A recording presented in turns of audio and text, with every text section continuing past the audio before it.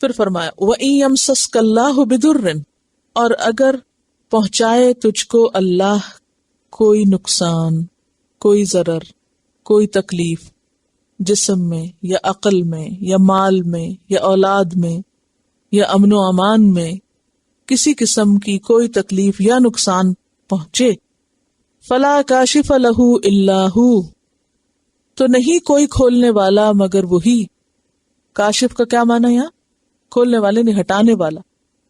جب تم پر اللہ کی طرف سے کوئی تکلیف آتی ہے تو اس کو کوئی بھی نہیں ہٹا سکتا، کوئی بھی، مگر خود اللہ۔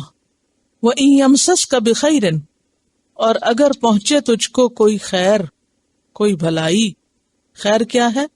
در کی یا ضرر کی ضد ہے۔ اگر تمہیں کوئی بھلائی پہنچے، فَهُوَ عَلَى كُلِّ شَيْءٍ قَدِيرٌ، تو وہ ہر چیز پر قدرت رکھنے والا ہے۔ تو اس سے کیا پتہ چلتا ہے کہ نفع اور نقصان سراسر اللہ کے ہاتھ میں ہے، اور یہ جو تقدیر پر ایمان لانا ہے، وہ عَلَى كُلِّ شَيْءٍ قَدِيرٌ، تو یہ دراصل کیا ہے؟ انسان کو بہت سے غموں سے نجات دے دیتا ہے۔ انسان پھر کسی سے ڈرتا نہیں، انسان خوف سے بے نیاز ہو جاتا ہے، خوف ہٹ جاتا ہے اس کے دل سے۔ ہمارے دلوں میں عام طور پر کس چیز کا خوف رہتا ہے؟ لوگ کیا کہیں گے، یا یہ کہ کہیں میں بیمار نہ ہو جاؤں۔ بدرن سے مراد کیا ہے؟ کوئی بھی تکلیف جو جسم میں ہو، مثلا یا عقل میں یا پھر مال میں، کہ چوری نہ ہو جائے، ضائع نہ ہو جائے، یا بچوں میں کہ ان کو کوئی نقصان نہ ہو، کوئی تکلیف نہ ہو، یا امن و امان ملک کا یا قوموں کا یا دنیا کا، کیونکہ سارے ڈر یہی تو ہیں۔ لیکن جس شخص کا یہ ایمان ہو جائے کہ مجھ پر کوئی تکلیف نہیں آ سکتی مگر یہ کہ اللہ چاہے، تو ایسا شخص غیر ضروری وسوسوں اور توہمات اور پریشانیوں اور فکروں سے نجات پا لیتا ہے۔ وہ پھر اللہ کے سوا کسی اور سے ڈرتا نہیں۔ کیسے؟ کیونکہ ہر چیز تو اللہ کے ہاتھ میں ہے۔ آپ دیکھیے کہ عام طور پر جب ہم پہ کوئی تکلیف آتی ہے تو ہم کس کی طرف دیکھنے لگتے ہیں؟ لوگوں کی طرف دیکھنے لگتے ہیں، فلاں میرے کام آ جائے گا، فلاں میری مدد کرے گا، یعنی انسٹنٹ قریبی جو لوگ ہوتے ہیں ان کی طرف ہماری نظریں جاتی ہیں۔ لیکن یہ بھول جاتے ہیں کہ لوگ سارے کے سارے بھی جمع ہو جائیں تو ہمیں فائدہ نہیں دے سکتے جب تک کہ اللہ نہ چاہے۔ مشہور حدیث بھی ہے حضرت ابن عباس کی، آپ نے سن رکھی ہوگی۔ ابن عباس رضی اللہ عنہ کہتے ہیں کہ میں آپ کے پیچھے تھا، یعنی سواری پر، ردیف تھا آپ کا۔ آپ نے فرمایا، اے لڑکے، میں تجھ کو چند کلمات سناتا ہوں، ان کو یاد رکھنا، اللہ تجھے محفوظ رکھے گا۔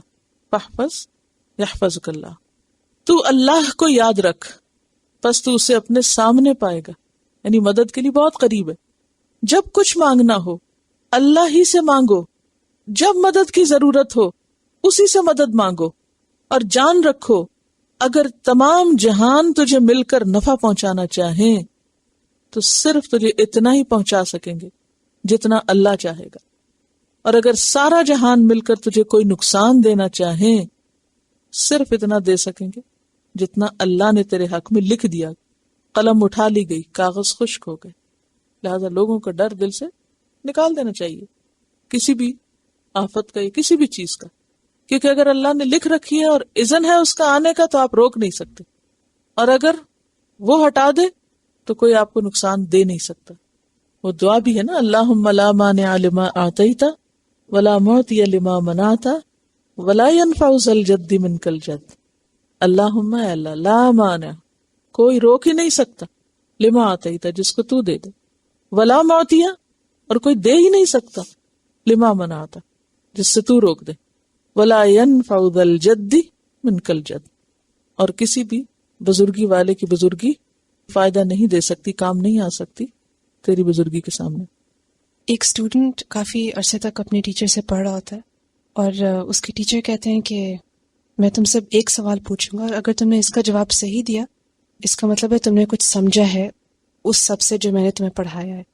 اور وہ اسے ایک سوال پوچھتے ہیں کہ جب تم گھر جاؤ گے تو ہو سکتا ہے کہ راستے میں تم کچھ چرواہوں کے پاس سے گزرو اور ان کے پاس بھیڑ بکریاں ہوں، اور ان بھیڑ بکریوں کے جو گارڈ ڈاگز ہوتے ہیں وہ بھی ہوں گے، تو جب تم جا رہے ہوگے تو کیا پتہ یہ گارڈ ڈاگس تمہارے پیچھے پڑ جائیں تو تم کیا کرو گے؟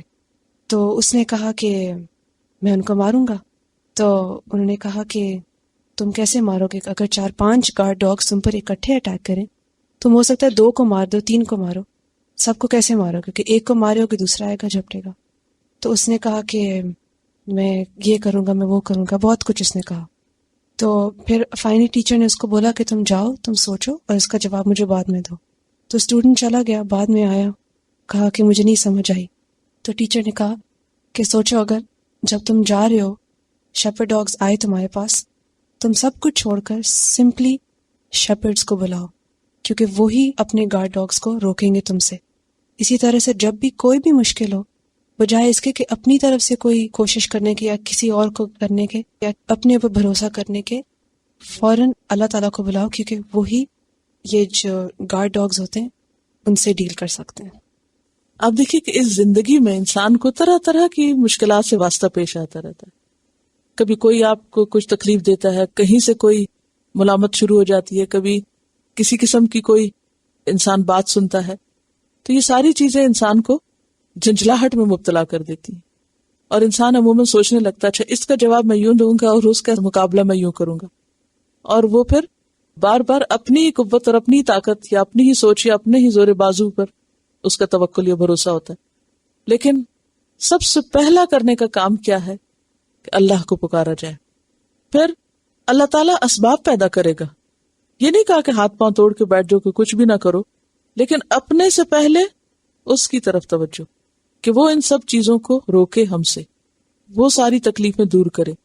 اگر اس نے روک کر دی تو پھر کوئی کچھ بھی نقصان نہیں دے سکتا. وَإِن يَمْسَسْكَ اللَّهُ بِضُرٍّ، اور یمسسکا کی ضمیر جو ہے نبی صلی اللہ علیہ وسلم کی طرف بھی ہے اور اس کے بعد ہر مخاطب کی طرف، کہ اگر اللہ تم تک کوئی تکلیف لائے، تمہیں کوئی نقصان پہنچانا چاہے، تو کوئی بھی اس تکلیف کو دور نہیں کر سکتا.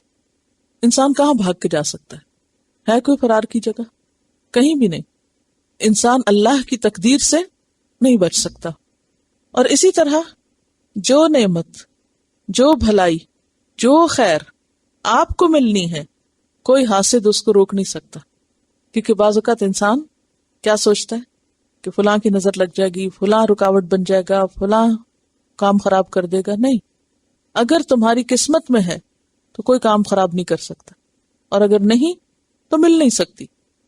وَإِن يَمْسَسْكَ بِخَيْرٍ فَهُوَ عَلَى كُلِّ شَيْءٍ قَدِيرٌ، تو اللہ تعالیٰ ہر چیز پر قادر ہے. یعنی اصل قدرت اللہ کی ہے، اصل قوت اللہ کی ہے. تو بنیادی طور پر آپ صلی اللہ علیہ وسلم کو تسلی دی جا رہی ہے، آپ کے دل کو مضبوط کیا جا رہا ہے، آپ کو صبر پر ابھارا جا رہا ہے. اور اس میں ہم سب کے لیے ایک بہت بڑا سبق ہے، جیسے کہ سورۃ فاطر کی آیت نمبر 2 میں بھی آتا ہے، ما یفتح اللہ للناس من رحمت، اللہ جب انسانوں کے لیے رحمت کا کوئی دروازہ کھول دیتا ہے، فلا ممسک لہا، کوئی اس کو بند نہیں کر سکتا. وما یمسک، اور جس کو وہ روک دے، بند کر دے، فلا مرسل لہ من بعدہ، تو کوئی اس کو کھولنے والا نہیں، چھوڑنے والا نہیں اس کے بعد. لیکن اس عقیدے کے کمزور ہونے کی وجہ سے انسان عموماً غم، فکر، پریشانی اور جھنجھلاہٹ میں مبتلا رہتا ہے، اور بیکار کے وہم آتے اور جاتے رہتے ہیں کہ اس چیز کا کیا ہوگا، اس کا کیا ہوگا. تو یہ عقیدہ انسان کو کتنا زیادہ دلیر اور بہادر بنا دیتا ہے، اور کل کا خوف اور کل کی فکر انسان کے دل سے نکال دیتا ہے. آپ دیکھیے کہ دنیا میں جو بھی واقعات ہو رہے ہیں ان سب سے انسان سبق لے سکتا ہے. کتنے ہی بیمار ایسے ہوتے ہیں کہ جو کئی سال بیمار رہنے کے بعد اچانک ٹھیک ہو جاتے ہیں.